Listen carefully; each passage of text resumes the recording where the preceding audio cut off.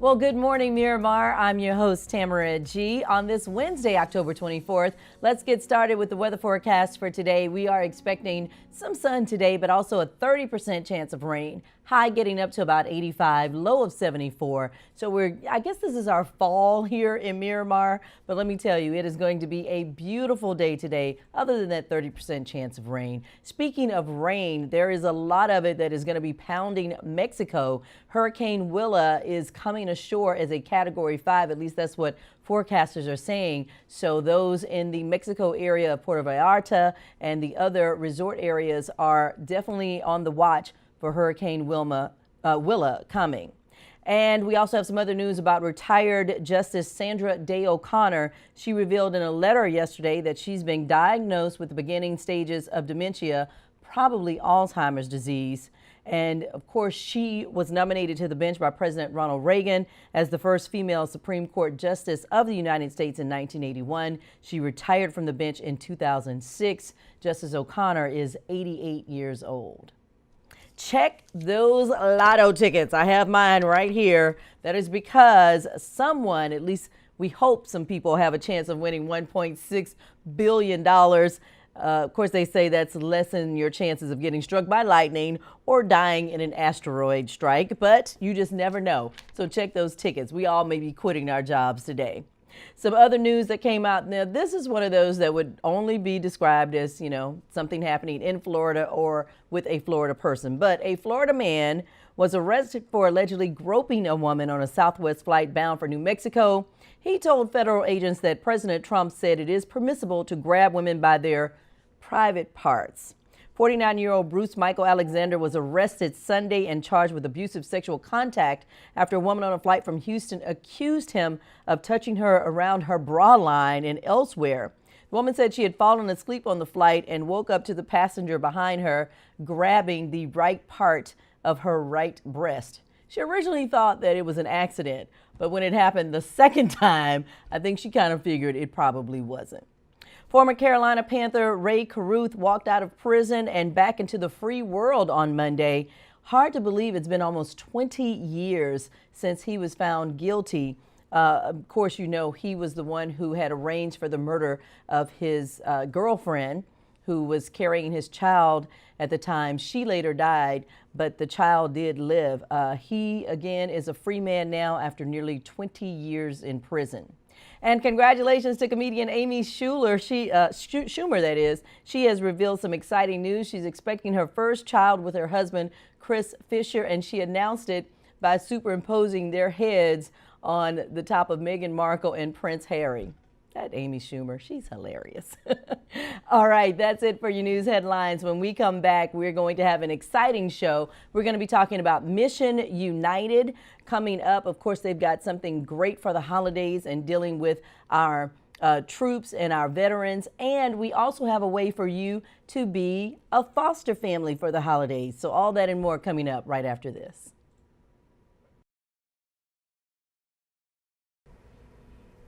Welcome back to Good Morning Miramar. I'm your host, Tamara G. And don't forget to check us out on all of our social media. That would be Facebook, Twitter, and also Instagram at City of Miramar. And with me today, she is no stranger to the City of Miramar, Stella Tokar. She is the Vice Chair of the Advisory Council for Mission United. So welcome to the show again. Thank you. So you should do a show here at the City of Miramar. So tell us a little bit about Mission United, because I know a lot of people have heard about it, but maybe they're not really sure what it is exactly. Mm-hmm. Well, we are gaining ground out in our communities, and Mission United is a program under United Way of Broward County.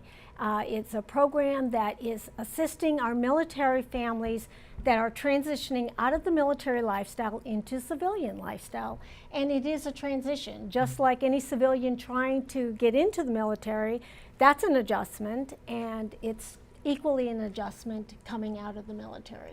And you being a military spouse and having traveled, I'm sure you know firsthand, like you said, just trying to transition from even being in the military to now you're out of the military, whether that's career or maybe you were only in it 3 or 4 years. Right, right. And today's veteran actually is no longer your 20 or 30-year vet making a full career out of it. It's a lot of post 9/11 younger families that are transitioning between 1 and 3 duty stations, which is anywhere from 4 to 12 years.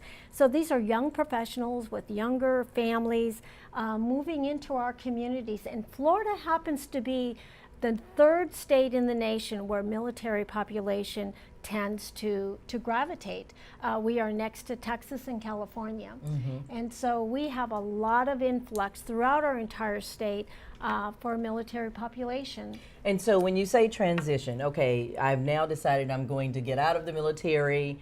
What am I going to do next? Well, that's the big question. Yeah. What will we do next? Right. But it's not just crisis intervention, and there are those that Mission United helps that are in crisis that for a variety of reasons. But it's the average all-American family who has dedicated its life to our country for us to be doing what we're doing today. And they're looking for jobs. They're looking for affordable housing. They want to put their children in the right schools, and they're looking for a community to plant themselves in. And it is quite a transition. It's a whole lifestyle change. It is a camaraderie within the military structure that I have to say, having been civilian and military, it's like no other. It's beyond a sorority. Right. I can imagine, because you have your own set of rules when you're in the military, and now that you're out, as we say, out here in the real world with the rest of us, things don't always go that way, or you don't always have that same hierarchy. So I'm sure the transition is probably not as easy as we would think that it would be. It's true. And even employers, Mission United has 6 pillars where they support the military family, from finance, housing, legal assistance, education, employment, and engagement in their communities. And so with those 6 pillars surrounding them with the support system, it makes it much easier to make those transitions. But we have to get them to Mission United first. So a lot of what we do is, for instance, taking employment, educating the business community on what that transition looks like from military career to employment in the civilian, and how to translate all of that leadership training, all of that the duty stations and everything that they've done into civilian language, and vice versa, teaching the veteran how to interview and how to promote themselves in the sector that they're looking at. So it's a very community-based transition, educating the community as well as educating the veteran and their families. And so right now you all are getting ready to gear up for the holidays. Yes. You have a great program that you are trying to get out there and to get people involved in. Tell us about it for Thanksgiving. Well, for Thanksgiving, as you can imagine, any transition in life it can be tough. And so if we have a veteran family moving into the area and they just quite haven't settled in yet, haven't found that job, maybe they're in transitional housing, they might need some assistance during the holidays to make that Thanksgiving feast everything that they remembered it to be as a family. So we're looking to the community to supply us with $20 gift cards from Publix. Publix is a great sponsor for United Way in a variety of ways, so we thought a good give back would be to go to Publix, get that $20 gift card, and each veteran family, up to 500 families that we'll be able to assist, will be given that gift card so that they can go to Publix and purchase their turkey. And there is a Publix on every corner, so there's no excuse, sometimes on 3 corners. But you're asking people to donate that. And $20, I mean, that's really not a lot. So you guys should be able to definitely feed these 500 families. And you mentioned, too, we were talking off mic, that, maybe sometimes people maybe are a little embarrassed to ask for the help or to, but this is a way, if they come to Mission United, then you just give it to them, there's no questions asked. That's right. Nothing. It's a very respectful process. It's a very private process. Everyone has to register. If you know a veteran family that is in need or in crisis, just get them registered through Mission United, and we will make sure that that is a very private and very respectful transition and engagement. And it's worked for 4 years. We're 5 years old, a little over 5 years old, and this is our 5th anniversary. Now, I want you to know, too, that they don't just get a $20 gift card for a turkey or for some goods. We have partnered with 15th Street Fisheries of Fort Lauderdale. Very nice restaurant. And JM Family. Okay. JM will provide all the boxes and labels, and the fishery will load all of the dry goods into that carton. And so along with that Publix card, those dry goods will be provided, so they get a complete meal for a family of 5. And if they have more than 5, of course, we'll give them that extra box of goodies as well. That sounds good, Stella. So now tell people how they can donate once again. The local sponsor and host for this project that's taking it out is the Bridge Church, located right here in the city of Miramar. So the Bridge Church has set up an easy way for you to make access for that $20 gift card, and you can go to www.gobridgechurch.org, go to the upcoming events page, and there'll be a link right there for you to donate that $20. 100% of that will go back to Publix to purchase that gift card, and we'll make sure that Mission United gets that. And if you want to purchase the card yourself, you're welcome to drop it off right at the Bridge Church. All right, gobridgechurch.org. It's right here in Miramar, you know it is. So definitely check that out and help, of course, Mission United this year for Thanksgiving and all the holidays. Any help that you can give, $20, $40 would be accepted and appreciated. So we thank you very much, Stella, for coming in today. Thank you for having us. Stella Tokar, of course, the Vice Chair for the Advisory Council for Mission United. And this is truly a labor of love because you're volunteering to do this. You don't get paid for this. That's right. All right, so we want you to show your love to the veterans out there. Again, gobridgechurch.org. Click on the upcoming events and donate that $20 gift card to Publix, or you can go and buy the Publix gift card and then they can drop it off at Mission United at the United Way, correct? That's correct. In Broward County. All right. Well, thanks so much, Stella, for coming to the show, and we'll be back right after this.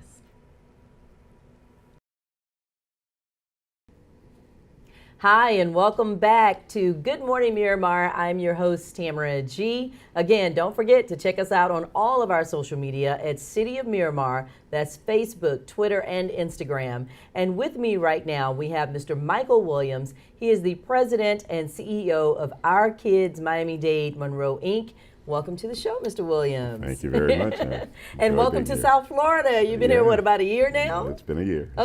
Coming from Connecticut. Absolutely. But we even have a bigger, advantage. We're from nearby hometowns, Shreveport, Louisiana, and Marshall, Texas in the house. Hey, so that's the best place to live, Absolutely. Right? Absolutely. And so we wanted to talk a little bit about what the Our Kids Miami-Dade Monroe, Inc. is all about, because I don't know if a lot of people really know about your organization and the great work that you're doing here in South Florida.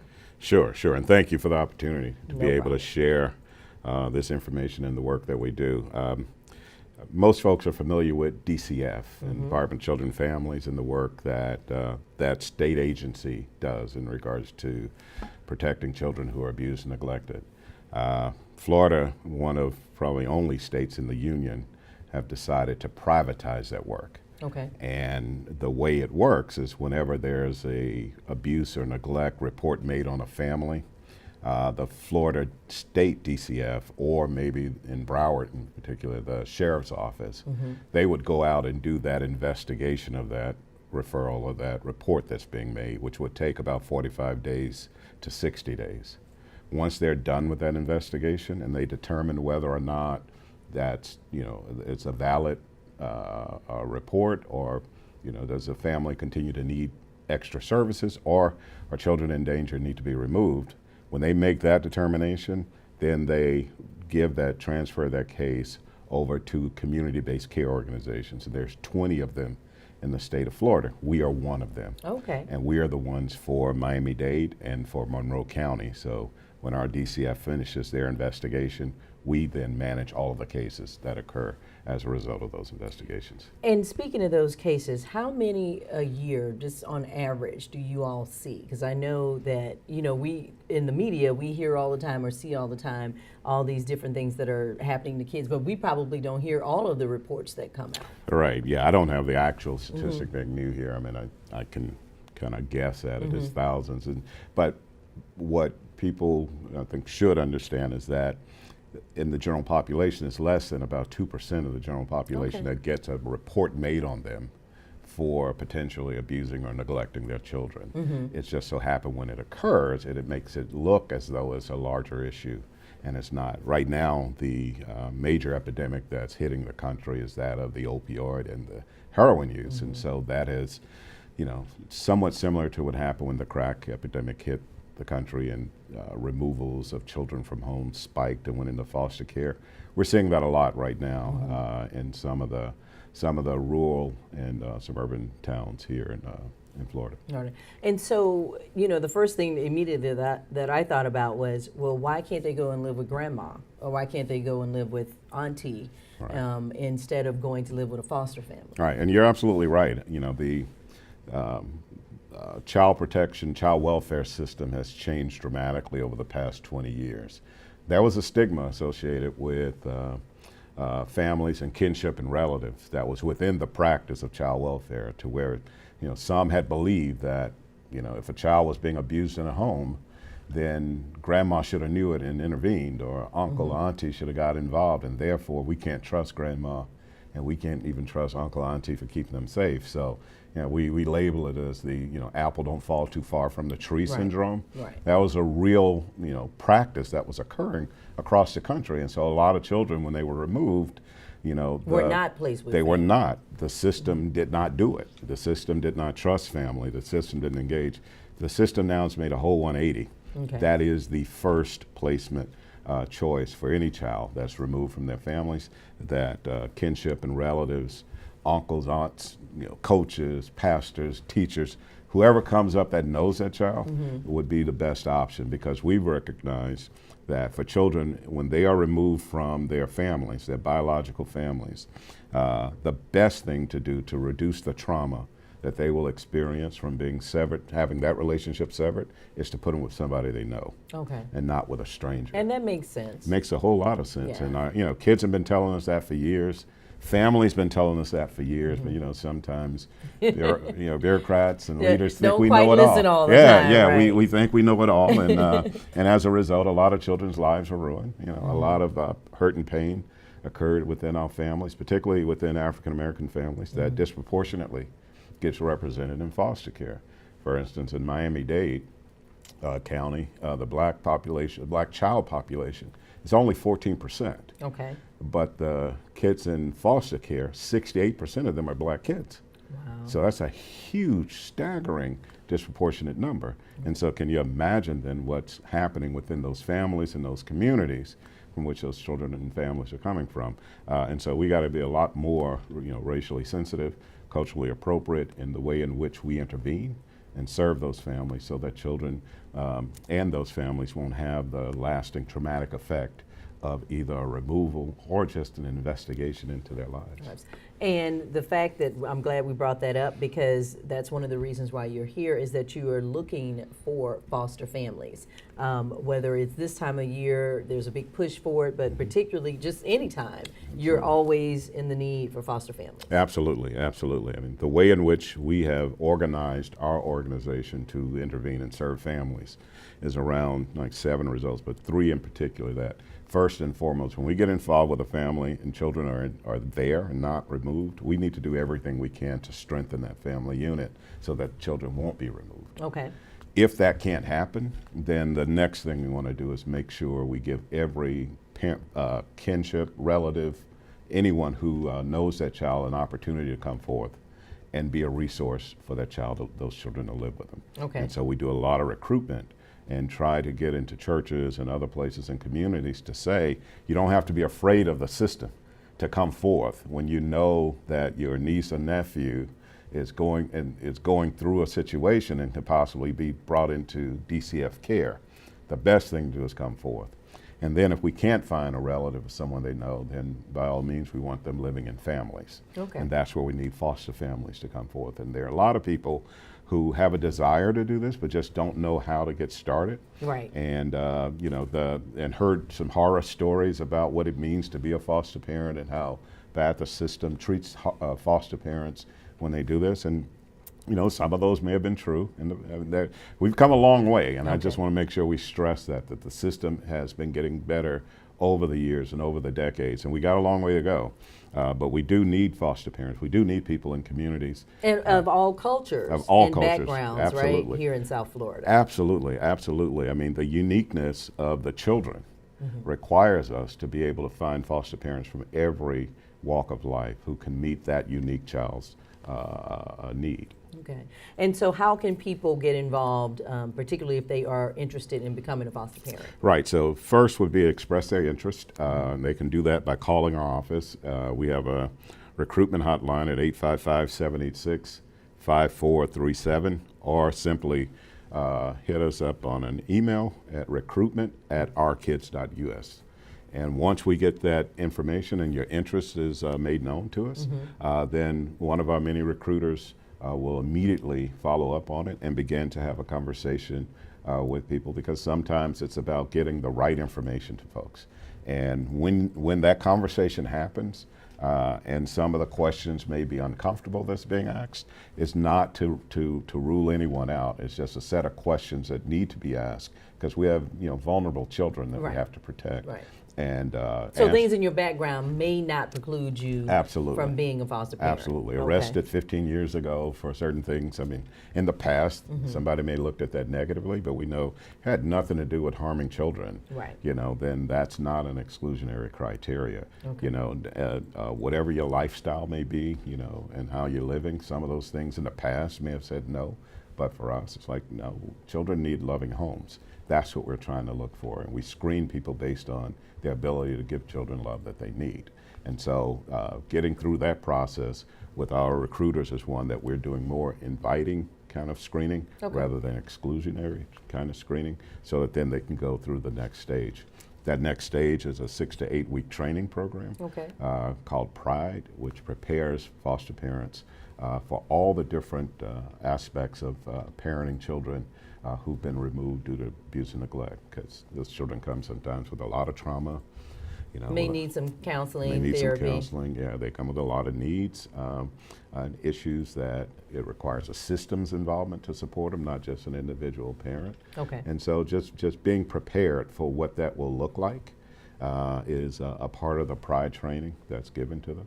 And once that training is over, there's other parts of the licensing aspect, which is a home study, looking at the physical layout and all of those kinds of things. And so once that's over, then they get a license to go forth and be foster parents. Okay, so if you are interested in becoming a foster parent, again, send an email to recruitment@ourkids.us, OURkids.us. recruitment@ourkids.us, or you can call the number again, which would be 855-786-5437. All right, sounds good. So is this open to anyone? I know it's Miami-Dade, Monroe. Do you have to be living in Miami-Dade County or Monroe counties to be a foster parent? No, every county. Well, and there you have it. What would be the difference is that our kids wouldn't be the agency serving. Like for Broward County here, it would be ChildNet. But call us anyway. We will gladly get you to the ChildNet system and get you through their process as well. We just need willing and loving adults to step up and take on this role as being foster parents. All right, sounds good. So if you are interested, again, send an email to recruitment@ourkids.us. You can find out more at ourkids.us, and that will give you more information on everything that is going on with fostering children, particularly those who are the most vulnerable and in need right now. We thank you so much, Mr. Williams. Michael Williams, the president and CEO of Our Kids Miami-Dade and Monroe Inc. So definitely check them out, find out more information. There's a big push going on right now, and we need foster families of all races, all ages, all backgrounds, because there are kids out there in need. Absolutely. Yes. Thank you so much. And that's it for our show today. Thank you for watching Good Morning Miramar. We'll see you next week.